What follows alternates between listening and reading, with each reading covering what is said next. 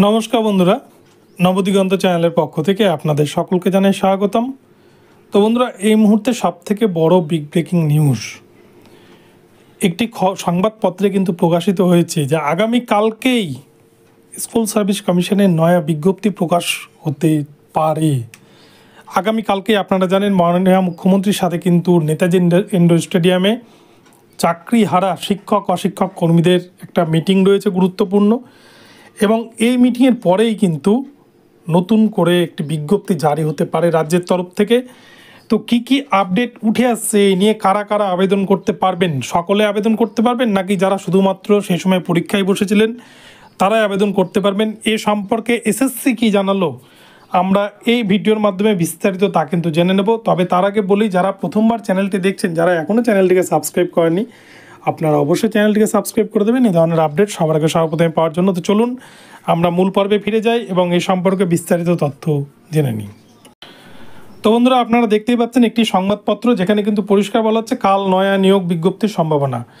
অর্থাৎ আপনারা জানেন আগামীকাল কিন্তু ইন্ডোর স্টেডিয়ামে মাননীয় মুখ্যমন্ত্রীর সাথে একটা বৈঠক রয়েছে চাকরিহারা শিক্ষক অশিক্ষক কর্মীদের। সেক্ষেত্রে মাননীয়া প্রত্যেক চাকরিহারাদের বক্তব্য শুনবেন এবং তারপরেই কিন্তু ডিসিশন নেবেন যে কিভাবে কি করবে। অপরপক্ষে আমরা শুনেছি যেদিন চাকরি বাতিলের রায় হয় সুপ্রিম কোর্টে, মাননীয় মুখ্যমন্ত্রী বলেছেন 3 মাসের মধ্যে উনি দ্রুততার সাথে এই নিয়োগ প্রক্রিয়াকে কমপ্লিট করিয়ে দেওয়ার ব্যবস্থা করবেন বা এসএসসিকে নির্দেশ দেবেন সেইভাবে। অপরদিকে এসএসসি চেয়ারম্যানের বক্তব্য আমরা গতকালকে শুনেছি, সেক্ষেত্রে কিন্তু এসএসসি চেয়ারম্যান পরিষ্কার জানিয়ে দিয়েছে 3 মাসের মধ্যে নিয়োগ সম্ভব নয়। তো এই ক্ষেত্রে কিন্তু একটা দোলাচল পরিস্থিতি রয়েছে। তার মধ্যেই মাননীয় মুখ্যমন্ত্রীর নির্দেশ ইমিডিয়েটলি শূন্যপদগুলো পূরণ করার, কেননা বর্তমানে কিন্তু পশ্চিমবঙ্গের যা শিক্ষা ব্যবস্থা, তো সেই শিক্ষা ব্যবস্থা কিন্তু ভেঙে পড়েছে। বহু স্কুলে সায়েন্স শুধু নয়, আর্টসের ক্ষেত্রেও কিন্তু বহু শিক্ষক শূন্যতায় ভুগছে। মাধ্যমিক, এইচএস এবং গ্রুপ সি গ্রুপ ডি সেই সমস্ত স্কুলগুলো পরিকাঠামো একদম ভেঙে পড়েছে।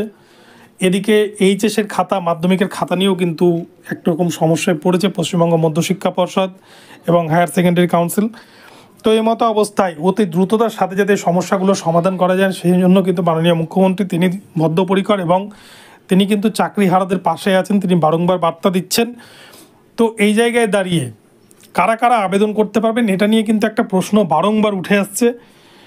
তো এই প্রসঙ্গে আপনাদের বলে রাখি কারা কারা আবেদন করতে পারবেন। এই জায়গায় এসএসসি চেয়ারম্যান তিনি পরিষ্কার জানাচ্ছেন এই জায়গাটা কিন্তু তারা ক্লিয়ার করতে পারছেন না, তারা বুঝতে পারছেন না, যেহেতু অর্ডার কপিতে সেভাবে উল্লেখ নেই যে শুধুমাত্র যারা পরীক্ষা দিয়েছিল তাদেরকে নিয়েই বিজ্ঞপ্তি বের হবে বা পরীক্ষা হবে, নাকি পুরো রিক্রুটমেন্ট নতুন করে শুরু করতে হবে, সবাই অ্যাপ্লাই করতে পারবে। এই জায়গাটা কিন্তু ক্লিয়ারলি বুঝতে পারছেন না এসএসসি চেয়ারম্যান। কিন্তু আমার যেটা মনে হয় এসএসসির অর্ডার কপিতে যেটা লেখা রয়েছে, যেখানে কিন্তু বিচারপতি পরিষ্কার বলে দিয়েছেন সিলেকশন প্রসেস নতুন করে সিলেকশন করতে বলেছেন, নতুন কিন্তু রিক্রুটমেন্ট করতে বলেননি। অর্থাৎ এই ভ্যাকান্সিতেই নতুন করে কিন্তু এই শূন্য পদে সিলেকশন করতে বলেছেন, ক্যান্ডিডেটকে, যোগ্য ক্যান্ডিডেটকে সিলেকশন করতে বলেছেন। এখানে কিন্তু নতুন রিক্রুটমেন্ট করতে বলেননি, এটা কিন্তু উল্লেখ করে দিয়ে সুপ্রিম কোর্ট। যদিও এসএসসি চেয়ারম্যান কেন বুঝতে পারছেন না সেটা আমরা জানি না।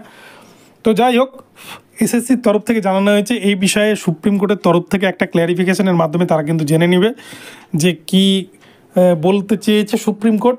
সুপ্রিম কোর্ট যা নির্দেশ দেবে সেইভাবে কিন্তু তারা নিয়োগ বিজ্ঞপ্তি জারি করবে। তো আগামীকালকে নিয়োগ বিজ্ঞপ্তি বেরিয়ে আসার কিন্তু বা প্রকাশিত হওয়ার আগামীকালকেই নতুন গেজেট, এসএসসির নতুন গেজেট প্রকাশ পাওয়ার কিন্তু প্রবল সম্ভাবনা রয়েছে। তো দেখা যাক আগামীকালকে কি আপডেট উঠে আসে। আমার মনে হয় আগামীকালকে মুখ্যমন্ত্রীর সাথে সাক্ষাতের পরই হয়তো সন্ধ্যেবেলা বা মাঝরাতের দিকে কিন্তু এই নতুন গেজেট প্রকাশ করবে স্কুল সার্ভিস কমিশনের চেয়ারম্যান, এবং 25,752 যে ভ্যাকান্সি, সেই ভ্যাকান্সিতে নিয়োগের যে সিলেকশন প্রসেস, সেই সিলেকশন প্রসেস কিন্তু কমপ্লিট করবে। তো বন্ধুরা, এখন এই পর্যন্ত রইলো, আপনাদেরকে বিস্তারিত জানালাম। ভিডিওটি ভালো লাগলে চ্যানেলটিকে সাবস্ক্রাইব করে দেবেন। দেখা হচ্ছে পরবর্তী ভিডিওতে। সকলে ভালো থাকবেন, ধন্যবাদ।